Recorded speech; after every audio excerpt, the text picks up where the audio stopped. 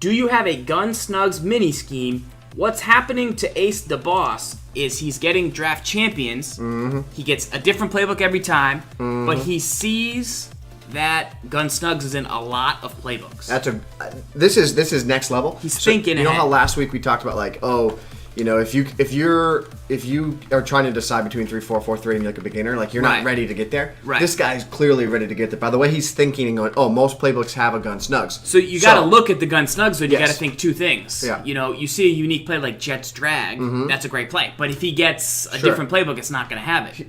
What's in every playbook? Absolutely. So most Gun Snuggy formations in the game, you're going to find that they have some type of quick base. And I think the benchmark play, like what I did there, of every Gun Snugs needs to be bench. Okay. This is a play that you can build up a scheme off of, and you're going to find it's in most every single like Gun Snug. Is it usually a quick audible? Typically a quick audible, but you have to monitor it. Yeah. Okay, so let's come out and bench. We'll show you. Now, I've been running this play forever because obviously I'm attracted to the corner routes. The corner routes always one of the best things in the game, and I used to just do this and run it with the Falcons. Oh my god, that was great. This was just a great offense. You would take off with Vic, you'd roll out, and then you would just crush the corner open Still every kinda time. good. It's not terrible, but obviously there's better ways to run this. Now, what makes you like the way bench is set up this year? Well, what I like about it is that you have a quick read to the short quick out, right? The little speed out. And you can throw this just about against really any coverage, even against a cover 2. The part where you're going to struggle to throw that route is if someone plays any type of zone coverage and then underneath coverage. So if I play a hard flat, there's still a window to throw it, but the flat will stay underneath it. Now watch, if I just play a regular cover 2, now because it's a cloud flat by default, see how you can sneak it in there and then there's room to potentially get upfield where it's a little bit more of a dangerous throw. Now watch, if I were to play cover 3, so let's go through the whole gamut of coverages. Cover 4, just throw the out. You can throw the out. See how he gets separation? You can throw the out. Yep. Now, if I were to go to cover 3, what's good about this is it's by default you have confidence that that this is going to work against no matter what coverage you see, right? So right here, you would throw it to the opposite side of the Mabel. Right. That was the Mabel was a to the bad left. read. Right. Gotcha. That's what's good about this is because you can still attack a Mabel. Okay. So I'm going to go to cover 3. So a Mabel on one side. Now you have to make a read post snap. Okay, I'm going to throw it to the opposite side, and again a bad read. But that's par for the course, right? Right. Farrell's making plays. Well, so what's the read on that play? You throw to Smith. Throw it to him. It's not really open. Throw it to him. That's not open. Not. Give him the rock. Throw it sooner. Throw it sooner. Throw it sooner. Snap. Go. Throw it to him. Now. Throw it to him. There it is. Love it. Give that to me all day. Okay, so against cover 3, it's more of a 4-yard read than a guy getting open. No, they'll still get open. They'll still get open. Like if he was down here more, like if he was playing that depth, go. Throw it to him. I want to throw it there. Yeah, he gets open. So you can wait for it there. Right. But when he's depth at like the safety, he'll creep in on it a little bit. But again, even against cover 2, like here's cover 2. Go ahead, run it. Like, all right, well, he's still going to get underneath it. Like, you kind of a late throw there. Like, you want to throw it earlier against cover 2. Okay.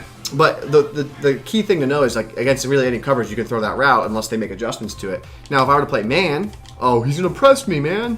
He's going to press me. Oh, is he? Well, I guess I'll just throw a quick out. Like, all right, careful of that, obviously, but you got to throw it quicker. But right when he breaks, deliver the ball right when he breaks. So wait for him to... Right when he breaks is when you want to deliver the ball. Okay, we got a little... Ooh! Yep. That was a nice juke right there by Farrells. Once your opponent makes an adjustment to this is just one play, remember, right? And we're only throwing to 2 guys, right? So once your opponent makes an adjustment, right? So say they do like this, right? I'm going to play underneath coverage. Right. Now you throw the corner. So go this time. Do I need to adjust the X route or no? What I typically will do, I don't love the corner to Decker. Usually on most benches, like they have there's like a little hitch after the corner on the Decker route. So I typically would streak him. He's like a seam buster. But for this example, just leave it and just throw the corner at the Decker. Okay. You'll see I'm in a cover 3 and I played underneath coverage and then he gets open. Got it. Right there. Very nice. Same thing works against cover 2 zone. Like if you're in cover 2 zone, they play underneath coverage.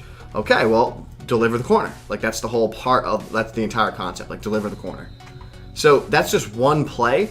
And then check out your quick audible. What's your quick audible? You have stick, you have bench, you have the quick base. So you would run the quick base, which is obviously a very good run so far this season. And then I think a mesh. So this mesh play right here, this is what you're going to see in most benches. So remember, if you're playing draft champions and you're looking for a scheme, You go to the Gun Snugs. You see it in a lot of things. You always have bench. You're always going to have stick for real short yardage. You have the quick base, which mesh. you like, and then you have to play mesh. Yep. And I would say the mesh is going to be what's nice for you. The Gilgamesh. Going to really beat man-to-man coverage probably across the middle. Should have those two drags get open. You've got a streak to Decker. You can do a couple different things with the halfback. You can maybe even option route him. And then you have a nice corner just in case things break down. So if people start to take away the far and outside with, the flats or whatever, then you just go, right back over the middle. And then you have two guys you've got to then make a read for. The Gilgamesh. It's one of the best concepts in the entire game. Yeah. And what's great about on the right side is you have a flooding concept because you have a corner, you'll have a drag. You could streak a Nula, and then you have the curl or the swing pattern, and then the drag to Smith, and that creates a flood. So you can see the drag gets open, the flat gets open. Right. If they play underneath, the corner will get open. Corner will get open. So stock, you have a corner, which is nice. You need corners. Need a corner stock route built in. So that's what you can do from Gun Snugs. Hopefully that gives you a little bit better of a start if you see it in your next Draft Champions playbook.